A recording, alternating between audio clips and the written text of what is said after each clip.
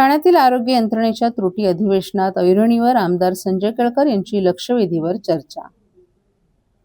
ठाण्यातील भव्य सिव्हिल रुग्णालयातील अर्धवट पदभरती आणि कोपरेतील प्रसूतिगृहातील बंद नवजात अतिदक्षता विभाग याबाबत आमदार संजय केळकर यांनी पावसाळी अधिवेशनात प्रश्न उपस्थित करून आरोग्य यंत्रणेतील त्रुटी निदर्शनास आणल्या।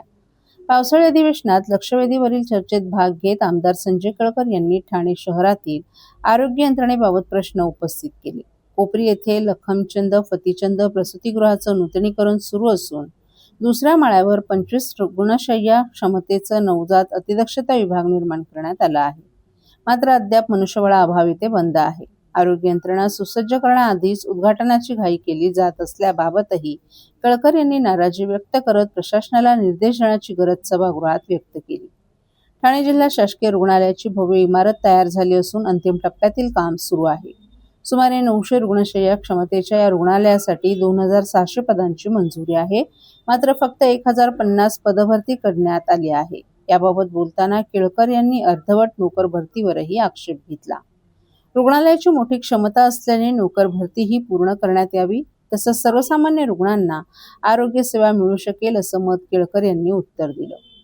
यावर उत्तर देताना आरोग्यमंत्री प्रकाश आंबेडकर यांनी कोपरी येथील लखमीचंद फतीचंद प्रसूतिगृहाच्या पदभरती संदर्भात ठाणे महापालिकेला निर्देश देण्यात येतील असं सांगितलं, तर जिल्हा शासकीय रुग्णालयातील पदभरतीबाबत संबंधित विभागाकडे मान्यतेसाठी प्रकरण पाठवण्यात आल्याचं आंबेडकर यांनी सांगितलं।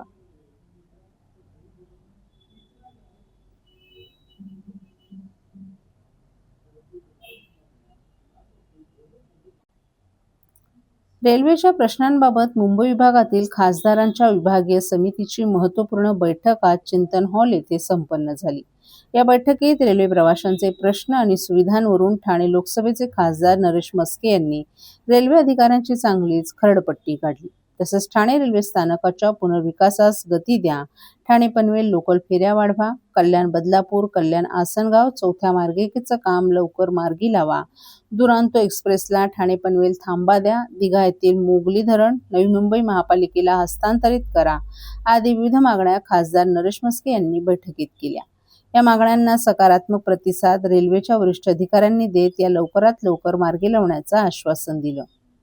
रेल्वे प्रशासनातील अधिकारी प्रवाशांना सुविधा देण्यात चालढकल करत असल्याने खासदार नरेश मस्के यांनी बैठकीच्या प्रारंभीच त्यांची चांगलीच खरडपट्टी काढली। प्रवाशांना तातडीने मूलभूत आणि पायाभूत सुविधा तातडीने देण्याची सूचनाही त्यांनी केली। अमृत भारत स्टेशन अंतर्गत ठाणे रेल्वे स्थानकाचा पुनर्विकास करण्यात येणार आहे। या योजनेबाबत सुद्धा चालढकल सुरू आहे। रेल्वे बोर्डाकडे हा प्रस्ताव प्रलंबित असल्याने खासदार नरेश मस्के यांनी बैठकीत अधिकाऱ्यांना धारेवर धरलं। ठाणे रेल्वे स्थानकातून प्रवास करणाऱ्या प्रवाशांची संख्या दिवसेंदिवस वाढत असल्यामुळे हा महत्त्वाकांक्षी प्रकल्प लवकर मार्गी लावण्याची सूचना नरेश मस्के यांनी केली। मध्य रेल्वेचे महाप्रबंधक राजीव श्रीवास्तव यांनी पुनर्विकासाचा प्रस्ताव स्वीकारला असल्याचं सांगितलं। ठाणे रेल्वे स्थानकात आज 7 ते 8 लाख प्रवासी प्रवास करत असल्याने मूलभूत सुविधांकडे विशेष लक्ष देणं गरजेचं आहे।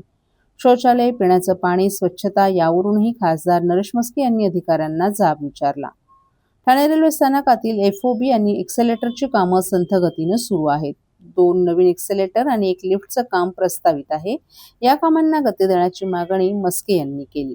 कल्याण बदलापूर कल्याण आसनगाव येथे चौथ्या मार्गिकेचं काम सुरू आहे। या कामाला गती देऊन काम पूर्ण करून अधिकच्या गाड्या या मार्गावर सोडण्याची, तसंच ट्रान्स हार्बर मार्गावर ठाणे पनवेल ठाणे मार्गावर अधिकच्या लोकल सोडण्याची आणि मध्यरात्रीपर्यंत सुरू ठेवण्याची मागणी खासदार मस्के यांनी केली।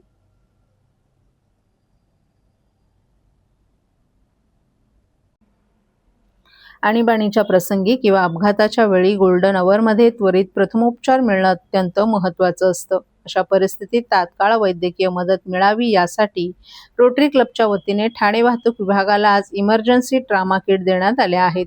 त्यामुळे आता इमर्जन्सी ट्रामा किट अपघातानंतरचा गोल्डन अवरमधील जीव वाचवणार असल्याचा विश्वास रोटरी क्लबच्या पदाधिकाऱ्यांनी व्यक्त केलाय। ट्रामा केअर किट हे अपघात, गंभीर जखमा किंवा जीवघेण्या परिस्थितीमध्ये दिली जाणारी प्रथमोपचार सेवा आहे। या सेवेत रुग्णाला झालेल्या दुखापतींचा त्वरित प्राथमिक उपचार देण्यात येतात। अपघात, रक्तस्राव आणि जीवघेण्या परिस्थितीमध्ये तात्काळ वैद्यकीय मदत देण्यासाठी वापरली जाणारी विशेष आपत्कालीन किट आहे। ट्रॉमा केअर किटमध्ये tourniquet, haemostatic gauze, chest seal, pressure dressing, trauma shears, hypothermia blanket या महत्त्वाच्या साहित्यांचाही समावेश आहे. ठाणे पोलीस आयुक्तालयाच्या हद्दीत सर्व 18 वाहतूक विभाग किट देण्यात आले आहेत.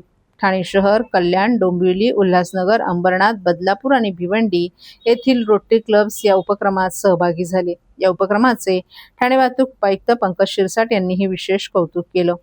ट्रॉमा किट ही गंभीर रक्तस्राव, छातीला झालेली खोल जखम किंवा शॉक यांसारख्या जीवघेण्या जखमांवर प्रथमोपचार करण्यासाठी बनवलेली आहे.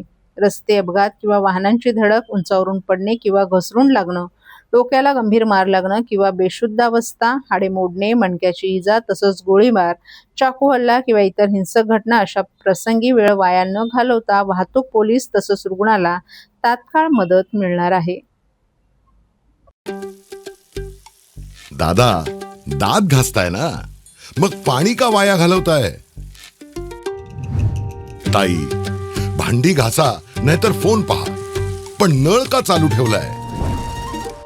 अंघोळ झाली ना करून, मग शॉवर चालूच. कपडे धुताय पण पाणी वाया जातंय, त्याचं काय? गाडी अशी धुताय आणि उद्या पाणी कायमचं संपलं तर? पाण्यासाठी किती जणांची वणवण होते. कित्येक कुटुंबांना तर पाणी मिळतही नाहीये. पाणी बोलत नाही, पण आपण त्याची किंमत जाणली पाहिजे. पाण्याचा अपव्यय टाळा, परिस्थिती भीषण होऊ शकते. प्रत्येक थेंब जपा, पाणी वाचवा. पाणी ही निसर्गाची देणगी आहे. पाणी निर्माण करता येत नाही. पाण्याची बचत हीच पाण्याची निर्मिती. ठाणे महानगरपालिकेतर्फे जनहितार्थ जारी. केवळ पत्रिकेवर नाव टाकून प्रत्यक्ष आमदारांना आमंत्रणच न दिल्याने कोपरी येथील शेठ लक्ष्मीचंद फतिचंद प्रसूतिगृहाचं उद्घाटन वादग्रस्त ठरले. उद्घाटनानंतर आमदार संजय केळकर यांनी पाहणी करताना या प्रसूतिगृहाला कोणतीही कमतरता भासणार नाही यासाठी प्रयत्न करू असं सांगत प्रसंगी CSR फंड, सामाजिक संस्थांचं योगदान मिळवू अशी माहिती देखील दिली. कोपरी येथील शेठ लक्ष्मीचंद फतिचंद प्रसूतिगृहाचं उद्घाटन शुक्रवारी घाईघाईनं आटोपण्यात आलं.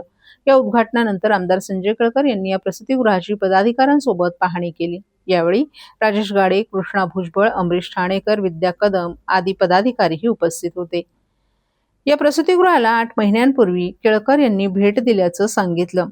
त्यावेळी इन्क्युबेटर धूळ खात पडून होतं. नवजात अतिदक्षता विभाग सुसज्ज नसताना पूर्वी उद्घाटन करण्यात आलं होतं. हा कक्ष सुसज्ज होण्यासाठी तब्बल वर्ष लागलं. काही महिन्यांपूर्वी खासगी नवजात अतिदक्षता विभागात दिवसाला 15,000 रुपये आकारले जात होते. महापालिकेचं प्रसूतिगृह बंद असल्यानं कोपरीवासियांना नाईलाजानं खासगी रुग्णालयात जावं लागत होतं. त्यामुळे महापालिकेने कोणत्या कामाला प्राधान्य द्यायला हवं हे ठरवून शेठ लक्ष्मीचंद फतिचंद प्रसूतिगृह तातडीनं सुसज्ज करायला हवं होतं अशा शब्दात केळकर यांनी प्रशासनाचे कान टोचले. प्रसूतिगृहाचे घाईघाईने उद्घाटन झालं असलं तरी कोपरीकरांसाठी हे वरदान ठरणार आहे. त्यामुळे इथे कोणत्याही साहित्याची वा सेवेची कमतरता पडणार नाही यासाठी आम्ही प्रयत्नशील राहू. प्रसंगी CSR फंड आणि सामाजिक संस्थांची देखील मदत घेऊ असंही केळकर यांनी स्पष्ट केले. यावेळी उपस्थित भाजप पदाधिकाऱ्यांनी प्रशासनाच्या भूमिकेबाबत नाराजी व्यक्त केली. पत्रिकेवर आमदार संजय केळकर, आमदार निरंजन डावखरे यांची नावं टाकण्यात आली, परंतु त्यांना प्रत्यक्ष निमंत्रण देण्यात आलं नाही असं कृष्णा भुजबळ यांनी सांगितलं. तर शिवसेनेनं देखील युती धर्म पाळावा असा टोला एका पदाधिकाऱ्यानं लगावला. आजच उद्घाटन झालेलं आहे आणि आपण पाहणी केलेली आहे. काय सांगा? SNCUचं युनिट याच्या संबंधामध्ये कालच मी विधिमंडळामध्ये मांडलं होतं आणि या कोपरीच्या केंद्राला मी 8 महिन्यापूर्वी देखील भेट दिली होती. या ठिकाणी जवळजवळ त्यावेळेला मला वाटते 21 इन्क्युबेटर या ठिकाणी उपलब्ध होते, पण ते धूळ खात पडले होते आणि हे सगळं पूर्ण करायला यांना वर्ष लागलं आणि ते सुद्धा आता इतक्या घाईघाईमध्ये त्यांनी उद्घाटन केलं की पत्रिकेत नावं आहेत पण लोकांना माहिती नाही, अशा प्रकारचं त्यांनी घाईगर्दीमध्ये या ठिकाणी केलं. पण उशिरा का होईना आमच्या या ठाणे भागामधल्या लोकांकरता हे सेंटर अत्यंत वरदान आहे. इतक्या मोठ्या प्रमाणामध्ये या ठिकाणी येतात, पेशंट येतात आणि बच्चू येतात आणि त्यांना बाहेर तर आता तर आणखीन रेट वाढलेला आहे. मला वाटतं 8-1 महिन्यापूर्वी 15,000 रुपये होता दिवसाला प्रायव्हेटमध्ये, आणि इकडे यायचे पेशंट आणि सांगायचे तर ते म्हणायचे बाहेर जा, इथे नाही आहे. लोकांना वाटत होतं की इथे झालेलं आहे आणि प्रत्यक्षात नव्हतं. आणि त्याच्यामुळे महापालिकेने कुठल्या गोष्टीला प्रेफरन्स द्यायला पाहिजे, कुठल्या गोष्टीला नको द्यायला, हे यांचं नियोजन शून्यपणा आहे. एवढं अत्यंत महत्त्वाचं की ज्या सेंटरमध्ये फार मोठी गर्दी होते, असं हे सेंटर देखील या ठिकाणी उशिरा 1 वर्ष उशिरा दिरंगाई केली. मग कारणं निर्णय अशी टेंडर अमुक तमुक. आता जे योग्य तो दाम दिल्यावरच टेंडर कोणी ना कोणी भरणार. आणि त्याच्यामुळे माझी महापालिकेला या निमित्ताने विनंती आहे की आता हे तरी सेंटर जे आहे ते नियोजनबद्धपणे चालवा, योग्य वेळेला मटेरियल द्या. त्या ठिकाणी मॉनिटर जे आहेत, काही ज्या ठिकाणी आहेत काही ठिकाणी नाहीत. आता अर्धवट सामान का दिलं तुम्ही, हा देखील प्रश्न पडतो. पण आम्ही आता मॅडमला विचारलं आणि किती कमी आहे काय काय, तर सार्वजनिक CSR फंडमधलं किंवा निरनिराळ्या सामाजिक संस्थांकडनं देखील या ठिकाणी उपलब्ध करण्याचा आमचा प्रयत्न आहे. परंतु याची गरज होती आणि घाईघाईत का होईना आज यांनी याचं उद्घाटन केलेलं आहे. त्याबद्दल मी आता त्यांना सदिच्छा देतो आणि पुढच्या काळामध्ये योग्य पद्धतीने ते चालवलं जावं, याच्याकरता जे जे करता येईल ते देखील आम्ही निश्चितपणे करू. ठाणे जिल्ह्यातील वाढती पाणी टंचाई, वेगाने होणारे शहरीकरण आणि भविष्यातील जलसुरक्षेचा गंभीर प्रश्न आज विधान परिषदेत कोकण पदवीधर मतदारसंघाचे आमदार ॲडव्होकेट निरंजन डावखरे यांनी लक्षवेधी सूचनेद्वारे प्रभावीपणे उपस्थित केला. बारवी धरणावरील वाढता ताण, पाणी पुरवठ्याचं नियोजन, नव्या बांधकामांना दिल्या जाणाऱ्या परवानग्या आणि भविष्यातील पाणी नियोजनाबाबत शासनाने दीर्घकालीन धोरण जाहीर करावं अशी ठोस मागणी त्यांनी सभागृहात केली. डावखरे यांनी बारवी धरण हे ठाणे जिल्ह्यासह कल्याण, डोंबिवली, अंबरनाथ, बदलापूर, उल्हासनगर आणि परिसरातील लाखो नागरिकांसाठी जीवनवाहिनी आहे. मात्र वाढती लोकसंख्या, वेगानं होणारं शहरीकरण आणि अपुऱ्या पावसामुळे दरवर्षी नागरिकांना पाणी कपातीचा सामना करावा लागत असल्याचं सांगितलं. अनेक भागांमध्ये नियोजित पाणी पुरवठा बंद करण्याची वेळ येत असून या परिस्थितीवर कायमस्वरूपी उपाययोजना करण्याची गरजही त्यांनी अधोरेखित केली.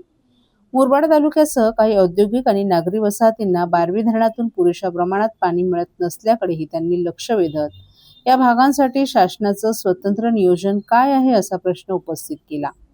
उपलब्ध पाणीसाठ्याचं योग्य फेर नियोजन, औद्योगिक आणि नागरी वापरांमध्ये संतुलन तसंच भविष्यातील गरजा लक्षात घेऊन दीर्घकालीन जलधोरण तयार करण्याची त्यांनी मागणी केली.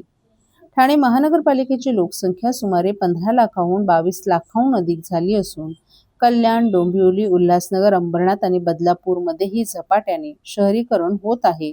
मात्र अनेक मोठ्या गृहनिर्माण प्रकल्पांना अद्याप अधिकृत पाणी जोडणी उपलब्ध नसून ते केवळ बोअरवेलवर अवलंबून आहेत. अशा परिस्थितीत पाणी पुरवठ्याची प्रत्यक्ष उपलब्धता तपासल्याशिवाय नव्या मोठ्या बांधकामांना परवानगी देऊ नये. तसंच प्रत्येक प्रकल्पासाठी स्वतंत्र जल उपलब्धता अहवाल अनिवार्य करण्याचे निर्देश त्यांनी शासनानं सर्व महानगरपालिकांना द्यावेत अशी मागणी केली. बारवी धरणाची साठवण क्षमता वाढवणे, भविष्यातील लोकसंख्येच्या गरजा लक्षात घेऊन नवीन जलस्रोत विकसित करणे आणि संपूर्ण ठाणे जिल्ह्यातील पाणी पुरवठ्याचा वस्तुनिष्ठ आढावा घेणारी जलसुरक्षा श्वेतपत्रिका नागपूर अधिवेशनापूर्वी जाहीर करण्याचीही त्यांनी मागणी केली.